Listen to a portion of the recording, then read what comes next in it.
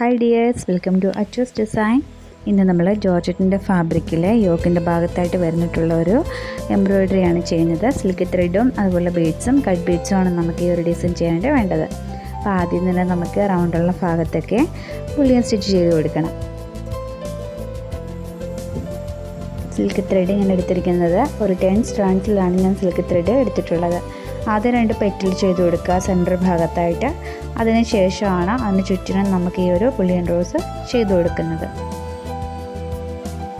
ഇനി ചെയ്യുമ്പോൾ കുറച്ച് മുകളിൽ നിന്ന് നീഡിലിടും ത്രെഡ് എടുക്കുക. എന്നിട്ട് നമുക്ക് ഒരു പെറ്റിൽ ചെയ്ത് കൊടുക്കാം. അതിന് ശേഷം ഇപ്പോൾ ചെയ്ത പെറ്റലിൻ്റെ സെൻറ്റർ ഭാഗത്തുകൂടി വേണം അടുത്തത് ചെയ്ത് കൊടുക്കാനായിട്ട്.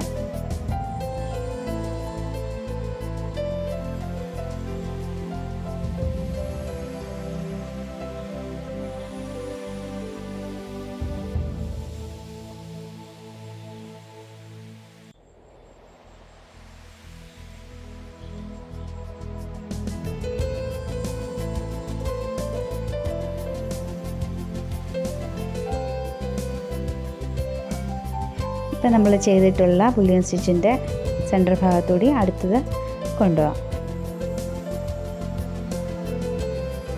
അങ്ങനെ ഓരോ പെറ്റലിൻ്റെയും സെൻറ്റർ ഭാഗത്തുകൂടിയാണ് നമ്മൾ ബുള്ളിയൻ സ്റ്റിച്ച് ചെയ്തെടുക്കുന്നത്. വളരെ എളുപ്പത്തിൽ ചെയ്യാൻ പറ്റിയ ഒരു സിമ്പിളായിട്ടുള്ളൊരു ഡിസൈനാണ് കേട്ടോ. ലാസ്റ്റ് ചെയ്യുമ്പോൾ നമ്മൾ ആദ്യം ചെയ്ത പെറ്റലിൻ്റെ സെൻറ്റർ ഭാഗത്തുകൂടി കൊണ്ടുവരിക. എന്നിട്ട് നമുക്ക് ലാസ്റ്റ് പെറ്റൽ ചെയ്ത് ഫിക്സ് ചെയ്ത് കൊടുക്കാം. ഇത് നെക്കിൻ്റെ സെൻറ്റർ ഭാഗത്തായിട്ടാണ് വരുന്നത്. അതായത് യോക്കിൻ്റെ സെൻറ്റർ ഭാഗത്തായിട്ടാണ് നമുക്ക് ഈ ഒരു ഡിസൈൻ വന്നിട്ടുള്ളത് കേട്ടോ. റൗണ്ട് ഷേപ്പിലാണ് ആദ്യം ഞാനൊന്ന് വരച്ച് കൊടുത്തിട്ടുള്ളത് ഈ ഒരു ഡിസൈന്. എന്നിട്ടാണ് ഈ ഒരു ഫ്ലവേഴ്സും ലീഫും ഒക്കെ ചെയ്ത് കൊടുക്കുന്നത്. ലീഫ് ചെയ്യാനായിട്ട് ലോങ് ഫ്രഞ്ച് നോട്ട് സ്റ്റിച്ചാണ് ചെയ്യുന്നത്. ഇതുപോലെ ഗ്രീൻ കളറിലെ ത്രെഡ് എടുത്തിട്ട് ഞാൻ ഒരു 6 സ്ട്രാൻഡ്സിൽ ത്രെഡ് എടുത്തിട്ടുണ്ട്.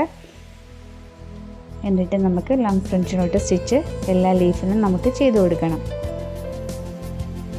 റൗണ്ട് ഷേപ്പിൽ വരച്ചതിന് ശേഷം അതിനകത്താണ് നമ്മൾ ഈ ഒരു ഫ്ലവേഴ്സും ലീഫും ഒക്കെ വരച്ചു കൊടുത്തിട്ടുള്ളത്. നിങ്ങൾക്ക് ലാസ്റ്റ് കാണുമ്പോൾ മനസ്സിലാവും എങ്ങനെയാണ് ചെയ്തിട്ടുള്ളതെന്ന്. വളരെ എളുപ്പത്തിൽ നമുക്ക് വരയ്ക്കാൻ പറ്റിയ ഒരു സിമ്പിളായിട്ടുള്ളൊരു ഡിസൈനാണിത് കേട്ടോ. പിന്നെ നെക്കിലും കുറച്ച് ഡിസൈൻ വന്നിട്ടുണ്ട്. അത് ജസ്റ്റ് ബീഡ് വെച്ചിട്ട് ചെയ്തേക്കുന്നതാണ്.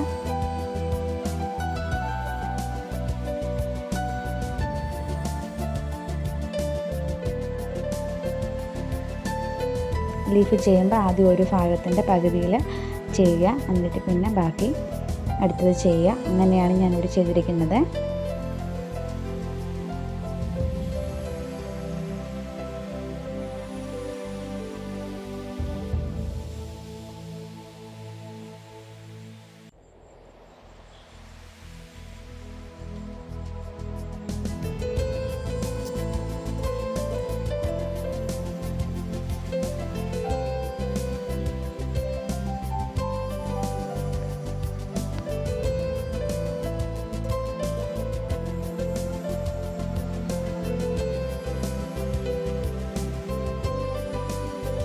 നമ്മൾ ലീഫൊക്കെ ചെയ്ത് കഴിഞ്ഞു. ഇനി നമുക്ക് അതിന് ചുറ്റിനും കുറേ ബീഡ്സും കട്ട് ബീഡ്സും ഒക്കെ ഒന്ന് ഫിക്സ് ചെയ്ത് കൊടുക്കാം. സ്പ്രെഡ് ചെയ്ത പോലെ തന്നെ നമുക്കൊന്ന് ചെയ്ത് കൊടുക്കാം.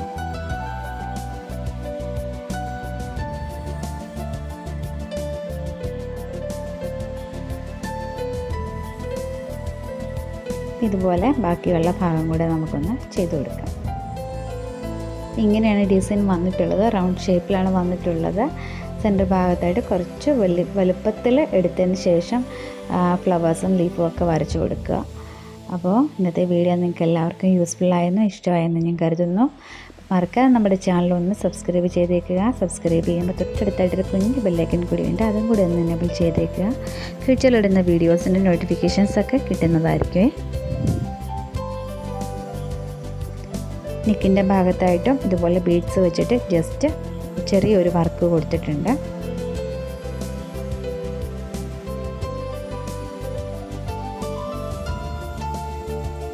നമുക്ക് വീണ്ടും നല്ലൊരു വീഡിയോ ആയിട്ട് വീണ്ടും കാണാം. Thank you dears.